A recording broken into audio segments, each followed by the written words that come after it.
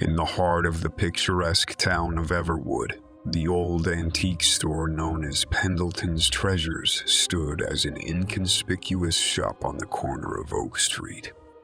It was a store filled with curiosities, where history and mystery intertwined in every corner. This quiet town, however, was about to become the setting for an eerie and chilling Halloween tale. One crisp October morning, a curious teenager named Sarah entered Pendleton's Treasures. Sarah had always been fascinated by the unusual and the obscure, and she was in the mood for a Halloween adventure. She was drawn to the shop's array of oddities, but one particular item captured her attention. A mirror unlike any she had ever seen. The mirror was an exquisite piece of craftsmanship. Its ornate frame was adorned with intricate carvings, and the glass itself seemed to ripple with an eerie, otherworldly light. Mr. Pendleton, the shopkeeper, explained that the mirror was a rare find with a dark history. It was rumored to be cursed, its origins shrouded in mystery. Sarah was intrigued and decided to take a chance, believing that the curse was nothing more than a spooky legend. That night, the clock struck midnight, and Sarah found herself unable to sleep. Her thoughts were haunted by the mirror's enigmatic allure.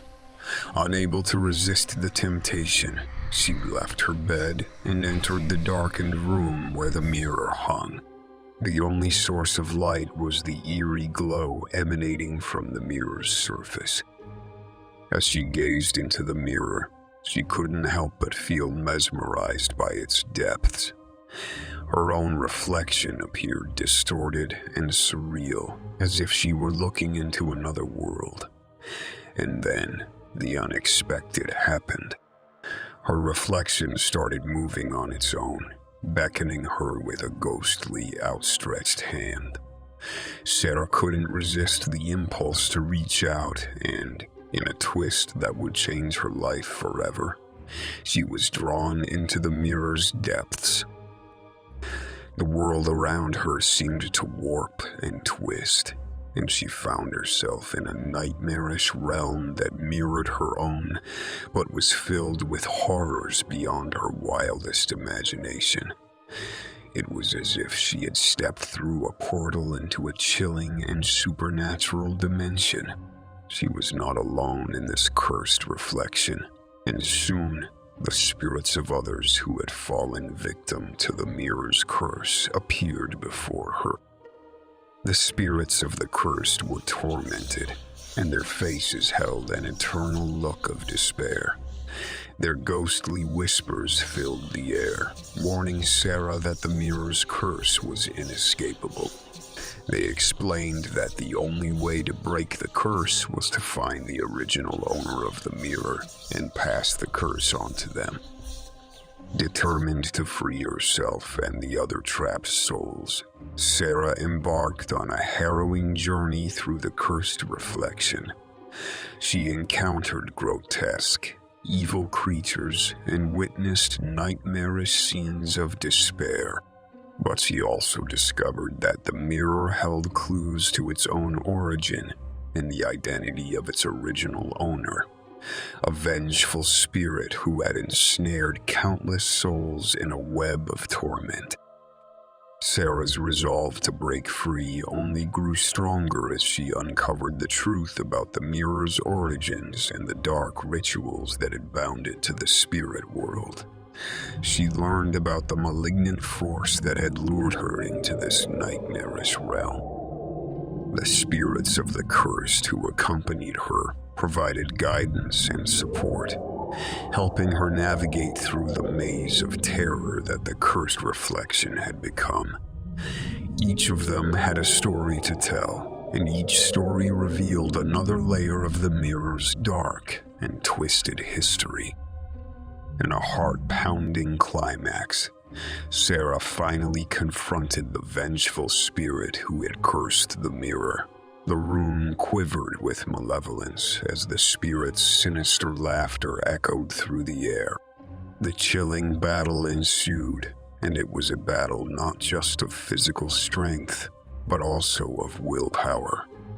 The determination of Sarah and the collective will of the trapped souls proved to be a formidable force. The mirror seemed to scream as it resisted its own destruction.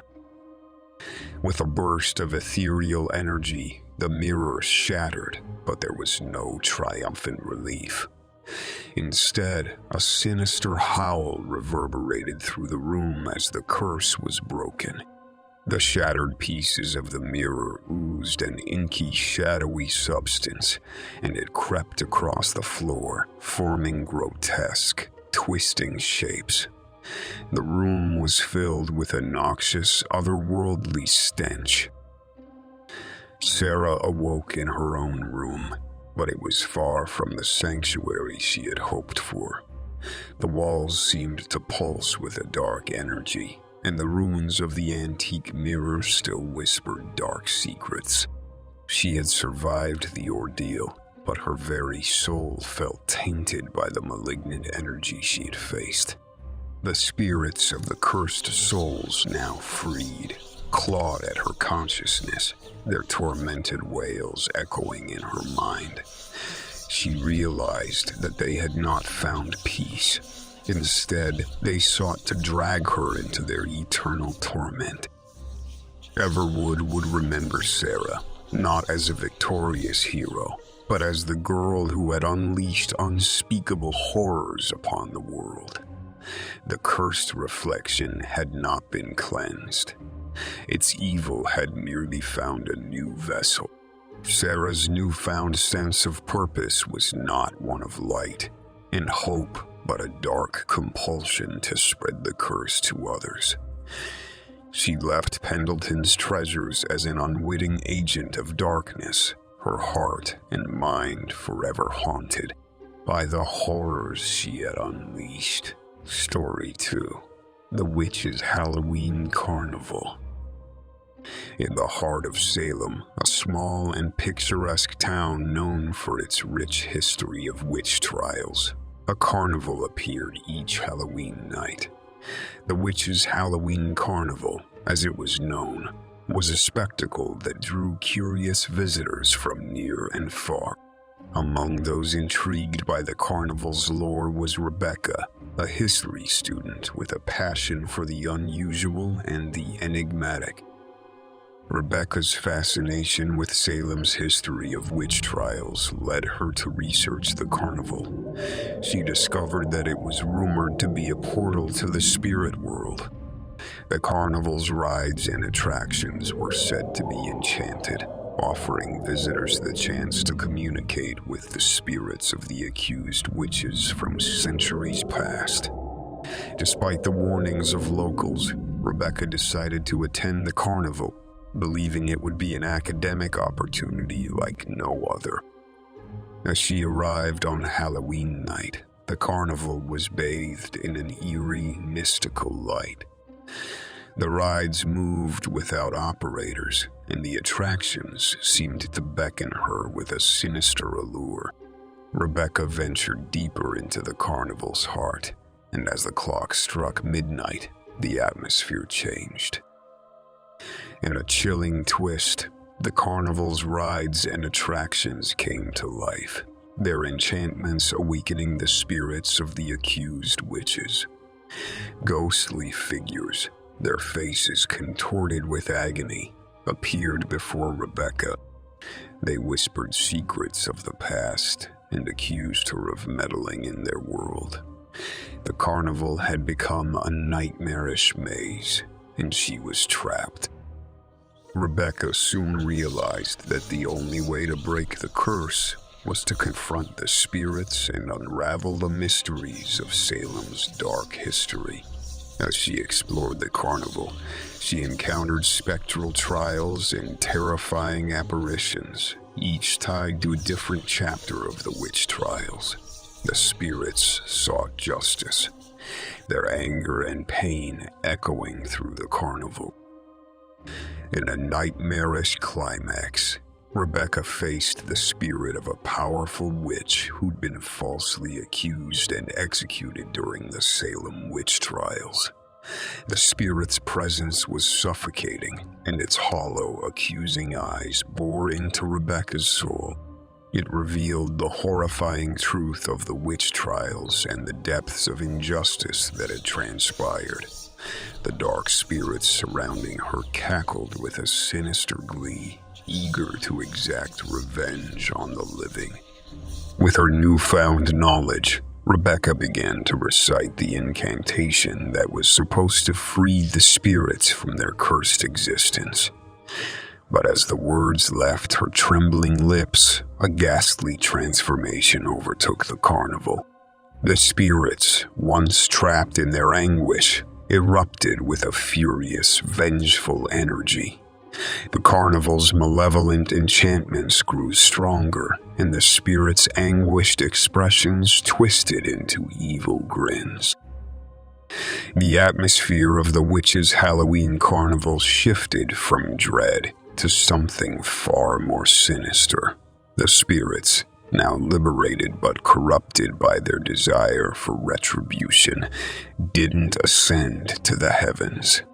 Instead, they descended upon Salem, unleashing a reign of terror upon the town. Rebecca, utterly drained and helpless, stood amidst the chaos she unwittingly unleashed. Salem had transformed from a town of history to a living nightmare, and Rebecca's name became synonymous with the calamity she had wrought. The witches' Halloween carnival was no longer a symbol of redemption, but a cursed ground where the vengeful spirits wreaked havoc. The town of Salem, once marked by its history of witch trials, had now become a town of dread. The carnival served as a chilling reminder of the darkness of the past. The townspeople cowered in fear, realizing that the secrets uncovered by Rebecca had come at a terrible price. Rebecca left Salem not as a hero, but as a pariah, forever marked by her role in the town's descent into darkness. Her actions had not cleansed the carnival, but had instead unleashed a far greater evil, ensuring that the tragic tales of the past would be forever associated with her name. A curse that would never be forgotten. Story 3: The Haunting of Oak Street. On the quiet tree-lined Oak Street, a charming Victorian mansion stood as a relic of a bygone era. As Halloween approached, the mansion began to exude an eerie aura, drawing the attention of the townsfolk. The building, with its intricate architectural details and grandeur, was the perfect setting for a haunting tale that would send shivers down the spines of all who dared to venture inside. One fateful evening, a group of daring teenagers, including Alex, decided to explore the old mansion. With flashlights in hand, they stepped into the dark and foreboding abode, their hearts pounding with a mixture of fear and excitement. As they entered the grand foyer, cobwebs adorned the furniture, and the air held a bone-chilling chill. The mansion was a labyrinth of mysteries waiting to be uncovered. The group, led by Alex, decided to split up and explore the mansion's many rooms. Each room was like a snapshot from another time, filled with antiques and eerie portraits that seemed to follow their every move. Alex, who had always been drawn to the unknown, entered one of the mansion's bedrooms, a room that appeared to defy the laws of physics. Its dimensions shifted and twisted in an unnatural way, and shadows danced on the walls as if they had a life of their own. The flashlight's beam flickered, casting eerie and elongated shadows on the room's walls.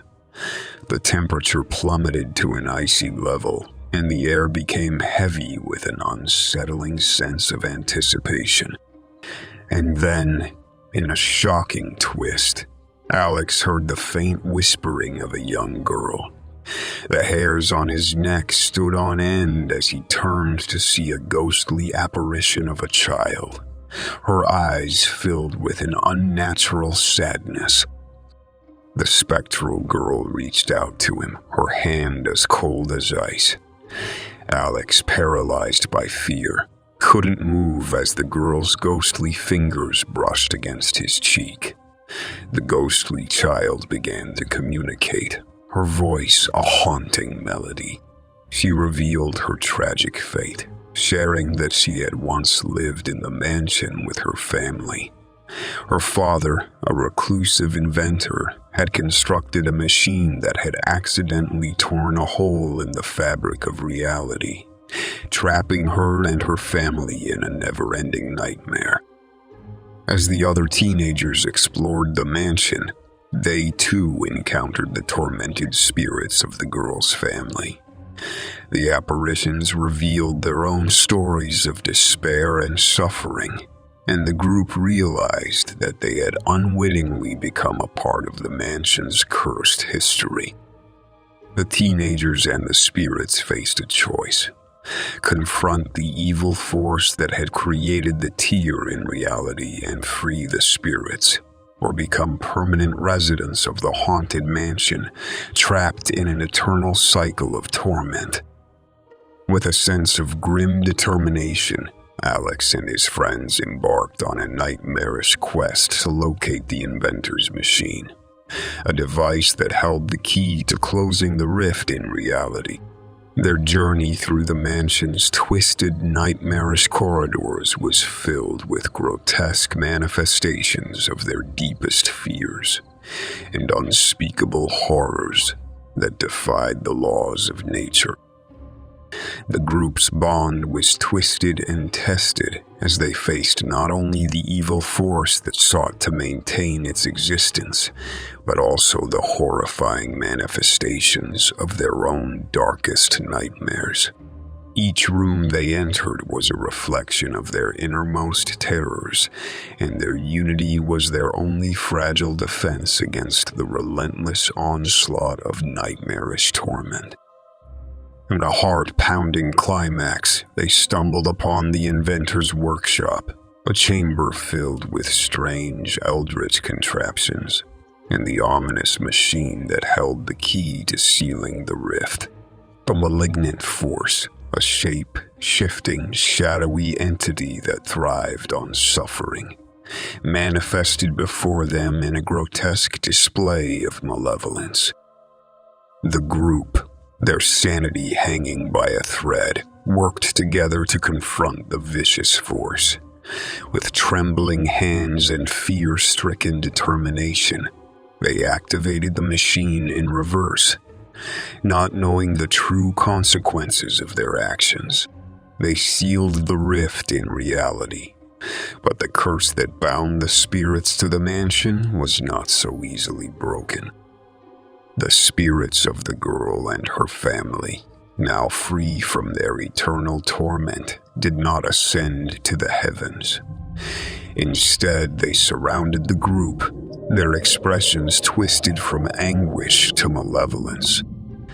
As the curse lifted, the mansion, once a place of despair, began to show signs of life, but it was a life steeped in darkness and evil.